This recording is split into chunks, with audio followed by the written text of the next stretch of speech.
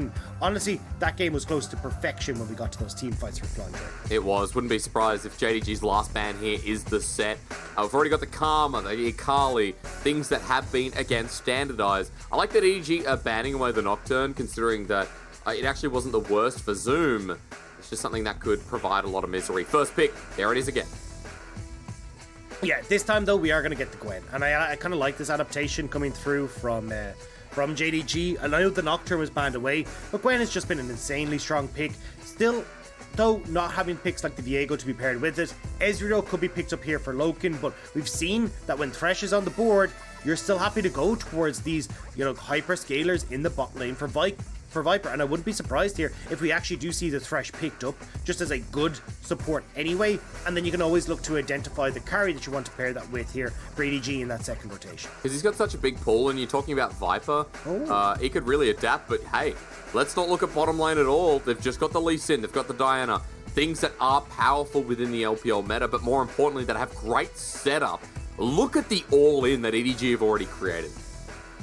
Yeah, that's a hell of a lot of plays, and I know we saw Doomby having his magnificent performance on the Lee Sin yesterday. Scout, another mid laner that has been incredibly strong on this Lee Sin pick, especially when it comes towards those engages, so I'm excited to see what he can do, but we are going to get the Ezreal locked in for Loken. Wouldn't be surprised to see some support bans coming through from JDG here. Thresh, forefront in my mind right now, especially after the last game, so wouldn't be surprised to see Thresh, Nautilus taken off the board here by JDG.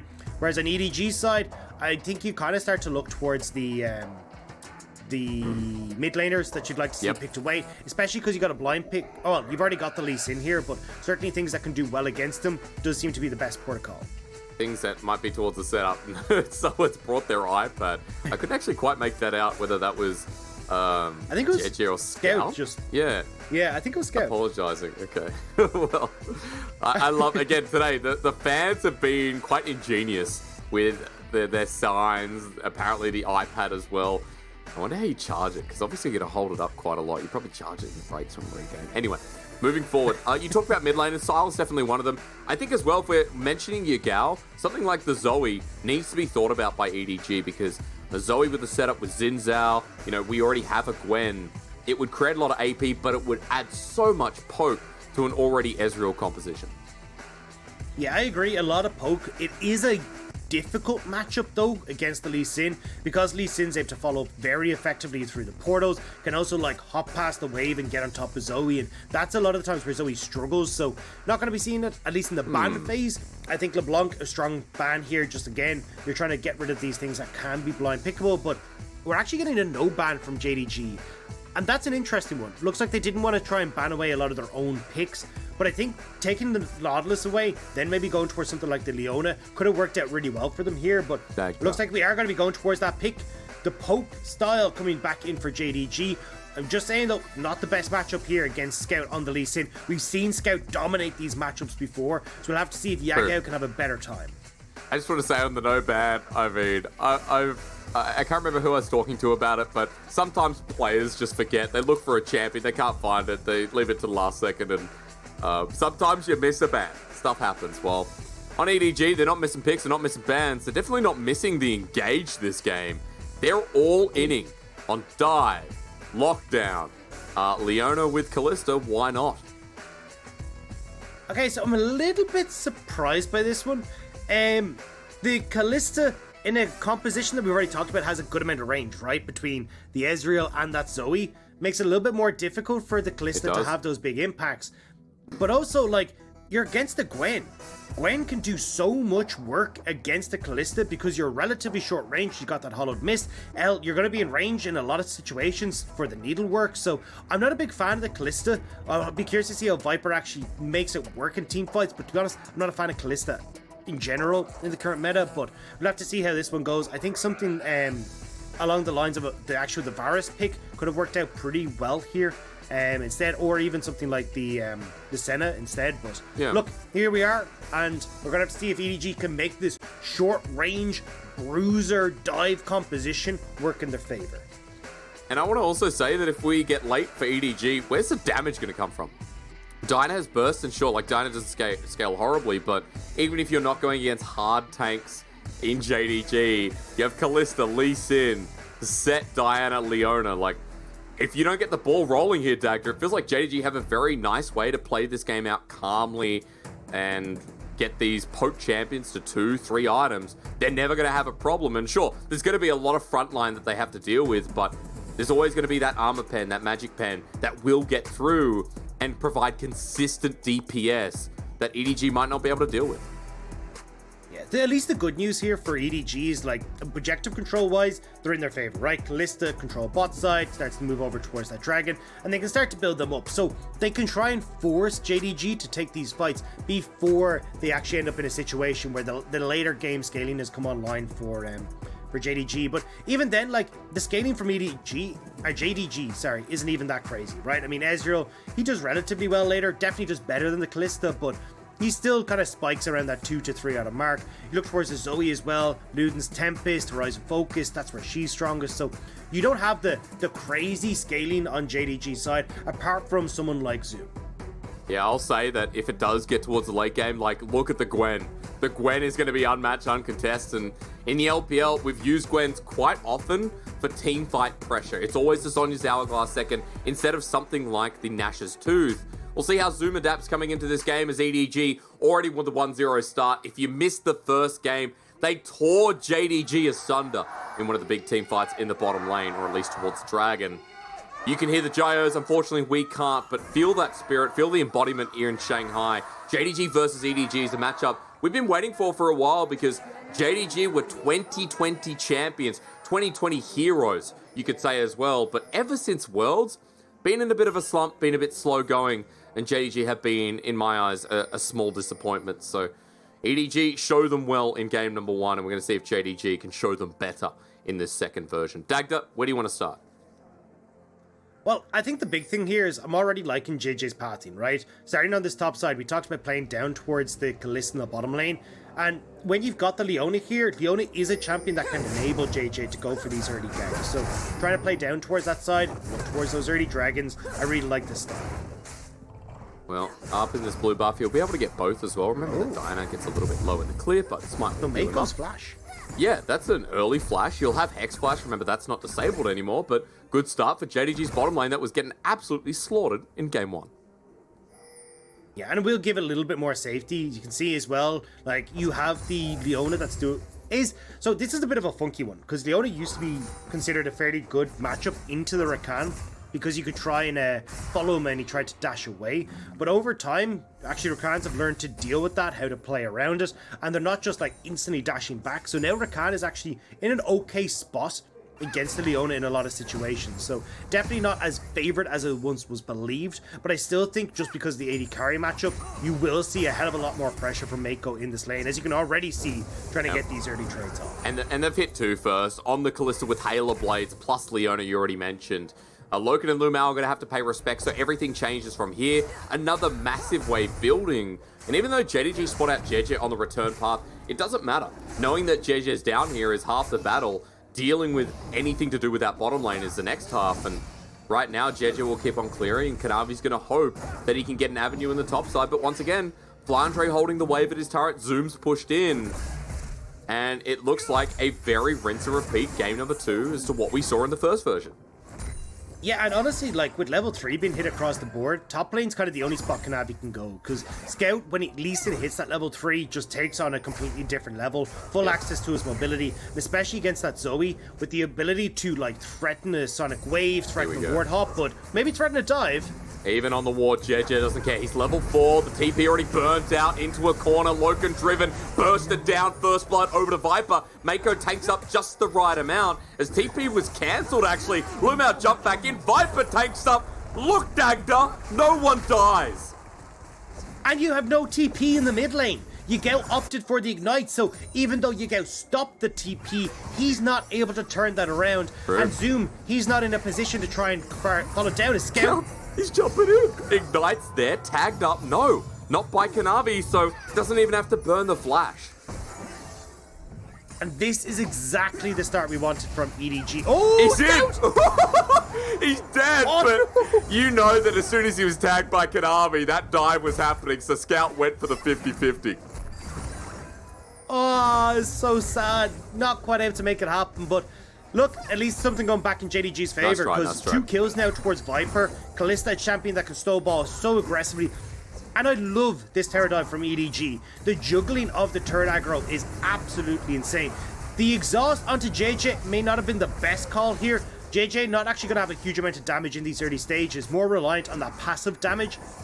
But you can see here, right? Viper goes in, sets up that second dive after the resets, and he's perfectly fine because he's nice and healthy. So, unfortunately for JDG, not quite able to turn that one around. Now Viper, Noonquiver and Pocket can look to again continue bullying this bot lane. And a lot of Kalistas we've seen in the LPL not get ahead early. Remember IG, it was Puff, I believe, who we just kind of saw play the Kalista, not do too much in lane, and fall off because that's what Kalista does. But when you snowball early, always good news.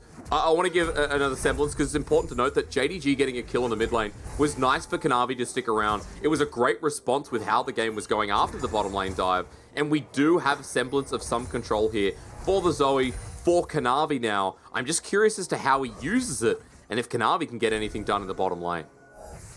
Hey, well, we've got at least Kanavi here, but look at where JJ is. Not too far from the play either. Has that flash as well to get in, so needs to be careful. Trying not to be too sus. Loken gets low Viper without any mana. Yeah, you know, that was a good game of Amogus.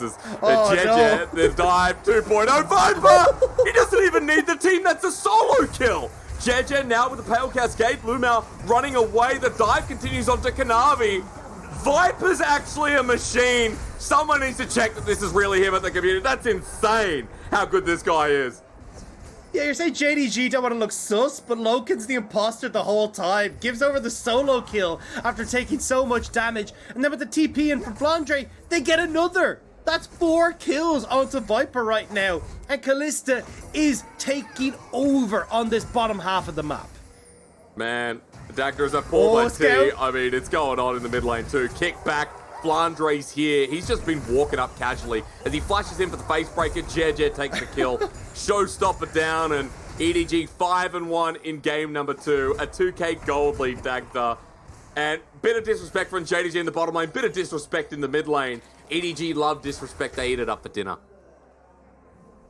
I mean, look, they've kind of deserved it at this stage. They've been walking around, taking everything from JDG. And it's not even candy from a baby at this point. It's just been left on its own. They get the kills on bot side, 4 kills now. They get that kill in mid, like Seagulls fighting over who was going to get the scraps because Yigel was dead either way. You now got JJ with a kill. Dragon going to Kanavi is actually pretty good though. JDG been able to slow the pace just a tad by getting this, but you can see EDG, they're aware. We're just going to let it happen. Kalista, who's forward 0. It's kind of like Draven, right? Where, you know, if a champion gets ahead early, there's good flash here from Yigao. Steals one, able to get another cleanse as well. Paddlestar onto Scout. And there's the response. Ooh. Scout lands a Sonic Wave. He's not going to take it this time around. Further to the point, Dagda, it kind of like Draven, right? You know, if a champion gets ahead early, the game feels very hard to play. And even though there's a long-range poke, Viper still 4-0. Now coming in the mid lane, JJ comes in, Moon falls down. Yigao doesn't have his real flash. He burnt the fake one, steals that one away. Gets a bit of movement speed, the trouble bubble as well. Follow up, but the Crescent Strike lands in the end. It was close, it was worth it. Meanwhile, Loken under turret as soon as Lumau goes away. Viper, he's got a trick or two. Yeah, Viper Nerdy getting another solo kill underneath the tower, but not quite able to do so. EDG, they get the plays in mid, they turn that to Rift Herald, and EDG are opening up this game like there's nobody's business. 6-1, 3,000 gold Nerdy on the lead for EDG, and with the Rift Herald, they're going to be able to slam down in the lane. There's no doubt that's going to happen, but you can already see, right? We talked about these lanes. Yigao not able to function against the Lee Sin. This is why I actually didn't want to see it picked into the Lee Sin matchup. It's so hard to play against, especially when your flash is down. And then on that bottom side again, nearly able to get the solo kill there for Viper underneath the tower. It's hard because Lumau wants to match Mako. I mean, a lot of people will look at Loken and be like, Loken, you know, big Omega lol. But Loken at this point, after everything went wrong, after the flash came through and Viper played the game of Risk, Loken now in the worst position where he can't stand to be near Viper. He'll gap close through the minion wave. He's already got the Berserker Greaves. Noonquiver, as Dagda mentioned. That full completed Mythic will be there soon. And Lumau, as you can see here, has to roam. Loken has to sit at the base of turret. and just hope that he can pick up minions without getting disrupted or dove himself. Yeah, and that's the thing, is that, like, usually you're like, well, you know, Ezreal, he's fine, he'll go and farm. He's so far behind right now, he can't. Like, the opportunity for Mako and Viper to dive this is actually insane. Plus, don't forget, you've got that opportunity to reset the Jesus, to reset the aggro, thanks to Fate's Call as well. And you can see Viper, Q-Max, it can hurt when it hits. And it's definitely hitting in this game. I mean, also, if you get the Ren, remember, if you Q through the minion, the Ren stacks follow through into the target behind. Moonfall mid. Your gal's just dead again. I mean, JDG's mid laner, too far up in the lane. He already burnt the flash. And with this Lee Sin Diana duo, there is so much crowd control that you have to burn summoners on repeat. Alright. Kanavi, hover around this bottom side, but I'd like to make a formal apology to everyone in the podcast. Okay. We promised bangers here today. And unfortunately, I tweeted out that we were going to get a 9-game day. You did. And I can't help but feel somewhat responsible that we've now had 2 whitewashes back to back in these 2 series. I really thought we were going to get a lot of action and a lot of really close games. But honestly, this is kind of just sad. Dude, it's like me saying that LNG will lose to IG. I mean, people look at that and think, dude, how does this guy get paid to cast? Honestly. And now JDG, you know, putting up the same performance we've seen in the past, but EDG looking fantastic as ever. Loken is continuing to be bullied. Here comes the backline access from Mako. They're on to Viper. The Kalista kiting away, still alive, flashes out. The burn from Red Buff. Here comes Yagao. Just get the kill. Someone needs to kill Viper. Get the bounty. Yagao accessing a different kind of backline in Scout Mako right now as Kanavi gets a knock-up. Sonic Wave doesn't connect onto anyone. Yagao looking for it, flashes in. Fate's Call saves the day. And I just can't believe JDG's the only one that died. Hey, good play from JDG though. We just said, look, this is looking a little bit sad, but they're coming back. They're trying to find these moments. You get able to get the roam, and it gets a kill back in their favor, at least very close to being able to shut down a lot of what EDG were trying to do. But Terror remains standing. You still got a little bit of go back in hands of Loken, but you can see like 2,500 gold lead for the Kalista right now. She is massive, and this is the problem with the Zoe. You have to like instant flash whenever a Sonic Wave lands, and you've got no pressure in that lane. Like, I really don't know what Yagao was thinking. Yes, it fits the composition, but when you're just gonna get styled on in lane all the time, it doesn't matter.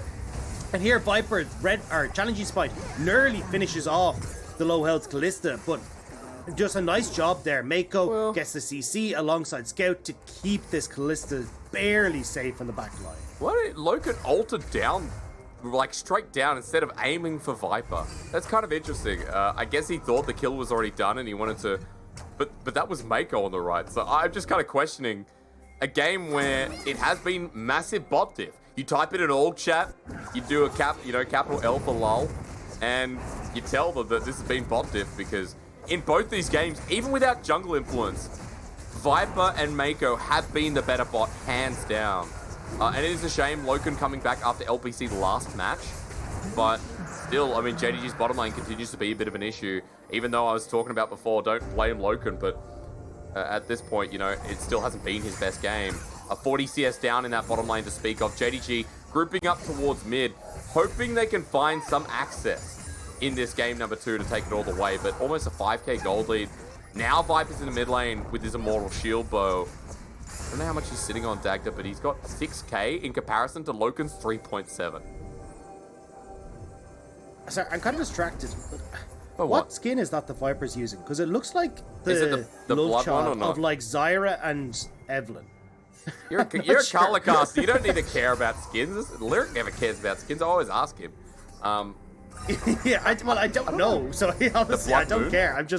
It's just really weird. I don't know. I don't think it's Blood Moon, because Blood Moon has more white in it. I don't know if it's one of the newer skins.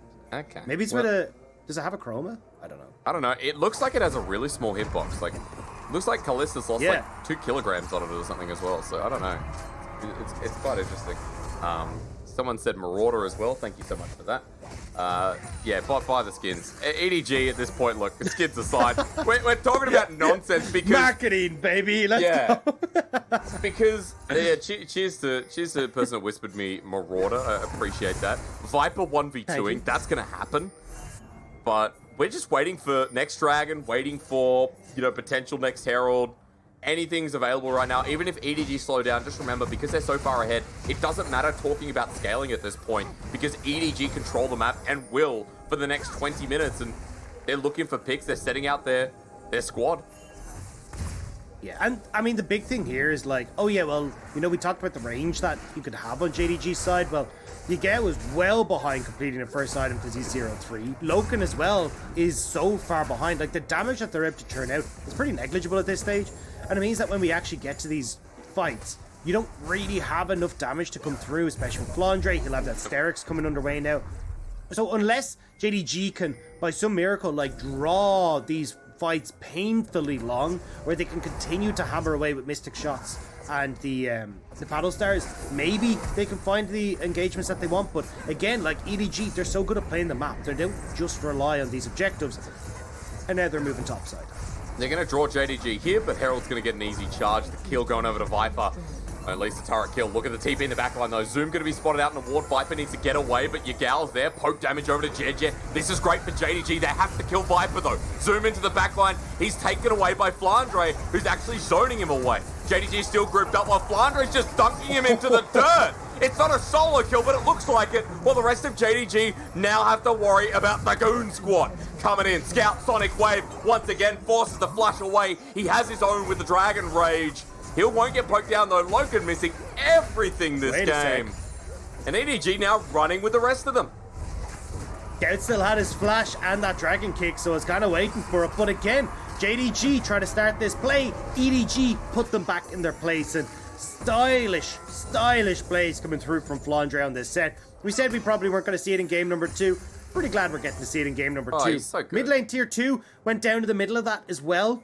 So you're already looking at several towers picked up for EDG. 4 gone off the map. Dragon in a minute and a half.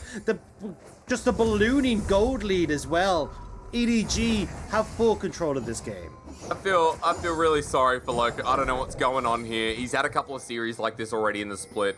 I've harped on it a little bit too much, so I'll leave it here. But you know, Dagger, I've met the guy in real life. He's a real warm person. So and we're not going to talk about the tweet, of course. But dude, Flandre is actually on a tear this series. Look at the flash. Oh my god. Look at the moves. Flandre. What was that? Yeah, As he goes again. And he's just going to nail Zoom into the wall. JJ picks up the kill. True Shot Barrage. Tags was just great, but Viper around the corner waiting. Lumau and Kanavi jumping back in. Scout, kick flash over to Viper. Thanks for the contribution. It's not Aurelian Soul, but it's definitely universal that EDG are taking over this game. Yeah, there's just nowhere for JDG to hide.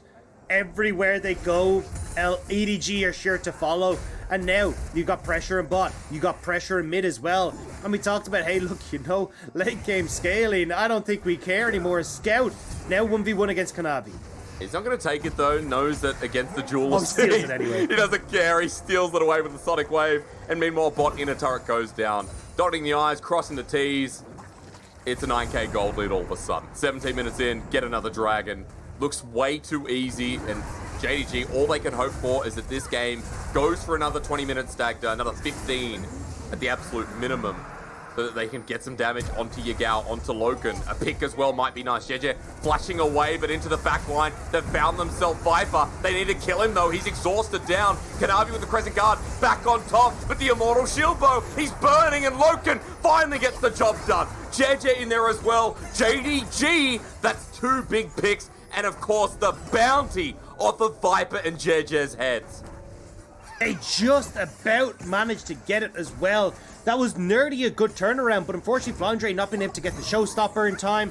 And then as well, you just saw the damage that could come through. Loken getting his way, working through that fight to finish off the low health bars. And JJ here just gets slowed, not able to get away. And then I'd like this at least for Mako, trying to see if he can stop it. Facebreaker as well nearly makes this a good one, but with Viper being exhausted, Kanavi getting a whole heap of damage off from the back line, there's just nobody left, especially with Scout not being there to help out. I love that Kanavi wouldn't say die to the play. It wasn't enough for the flash. It needed to end there and stop the momentum of EDG, and it's done that. Scout might even be caught out as well, targeted down, and waiting for him is Lumao. Scout with one more hit will die. The Solar Flare can't save his life. And EDG, they're giving away quite a bit over to JDG. Yeah, a lot of picks now happening, and it's just disrespect, honestly. We were talking about them having a bit of disrespectful gameplay, but now giving these picks across, not waiting for the lanes to be in a position, that's going to put a little bit of pressure onto EDG, where they just got to go, right, guys, no, we need to slow this down. We have the lead here. We're 7,000 gold up. We don't have a composition that has that late game consideration with the Gwen, so let's just take it slow and get ourselves back on track.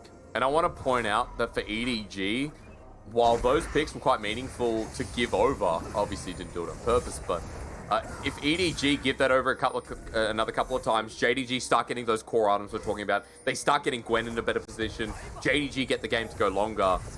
EDG still have massive control, and let's not understate that that is still a 6k gold lead at 20 minutes, but it was almost 9, almost 10 moments before, so we'll see if JDG can get those picks once again, find EDG out in rotation.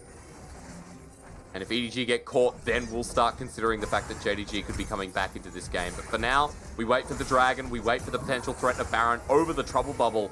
Bit of a mistake by Viper, excuse me, as he walks away, won't be caught out any further.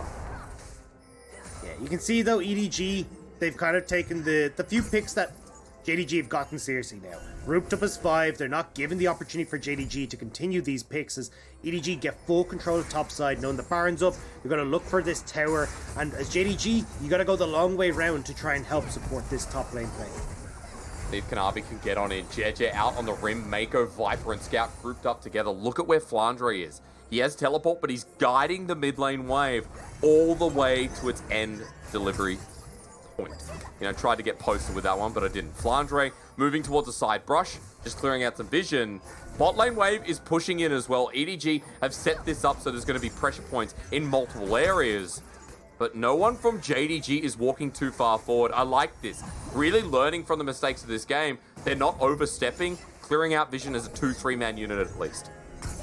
And EDG do need to commit, as they do with Mako. Okay, Mako's in with a Solar Flare, but Ever frosted down. Bit of damage coming out of Zoom, who's frontlining for now. JJ jumps on in. Scout in the backline with the Sonic Wave, but will he take it? No Lee Syndrome in this play. EDG backing away. The needlework was used by Zoom. And that's what can happen here. Mako still with great catch potential. He's Ignite used for the trade.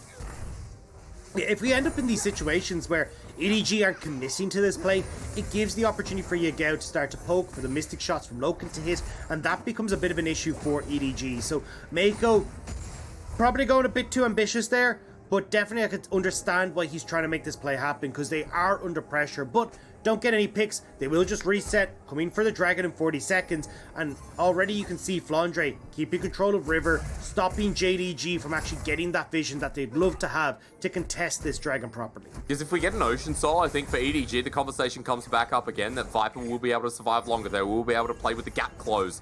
Mako trying to do that right now, but no Solar Flare available. Ocean Soul definitely not something against this poke comp you want to give away. You know, partial poke comp we should say as well. Yagao one of the and big Loken. things Go for it, Dagna. for Lumao is not having his Shirelles available. This Rakan's actually been put really far behind, and don't forget the W for Rakan scales with movement speed. Shirelles is a massive buff to that and makes it really difficult for players to be able to escape away. So not having that available means you're pretty reliant on your flash. Now it does have it open available for this fight, but would love to have both the Shirelles done as well. Good tag there from JJ. Yagao doing the same. That's a proto belt, ladies and gentlemen, not a powder keg in Yagao's inventory. Always confuses me. As Sonic Wave lands into Zoom, the backline. Mako sets it up. Look at Scout. Kicks away Loken, but the True Shot Barrage still lands. Flandre for the disengage, but only sets up space. Haymaker zone control. Backline JJ. The moon will fall. As Mako's still alive, Scout and Viper dealing with Zoom. Viper ready to go over the wall. Zoom only just skipping and slashing away. But EDG with 5 to stay. That's what you wanted to see from EDG to try and clean up this game. Yeah, and you know how far Viper is ahead when he's playing melee range with Zoom. They know where he is. He's not going to get him. Close enough. All right, well, Zoom only just getting out, but Dragon will go over in the end.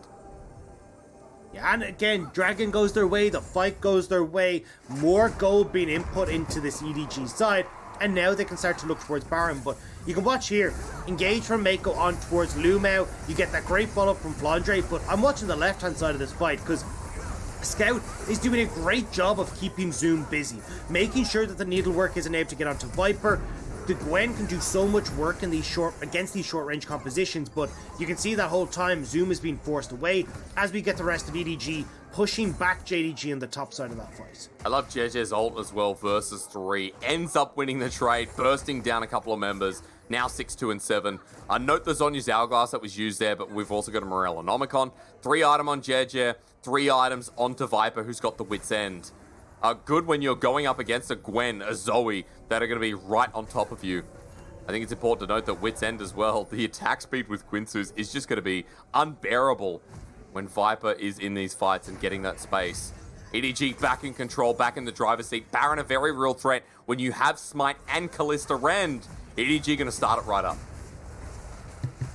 I'm going to look at Zoom as well, because Zoom's actually gone full glass cannon. He's going to be going towards that Cosmic Drive, which is just completed. So he doesn't have that Zonyas to keep himself safe. He needs to one-shot people, but this his team's being one-shot. I mean, Baron is just being done, and EDG know that Zoom's not there because TP was burnt before to get out. So they jump on the play. Kanavi first.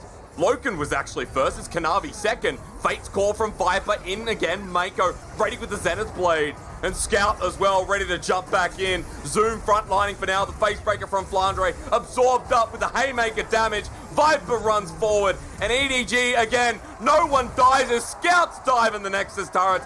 Runs forward with a Warthog. Scout will not live. But EDG should have the game in the palm of their hands.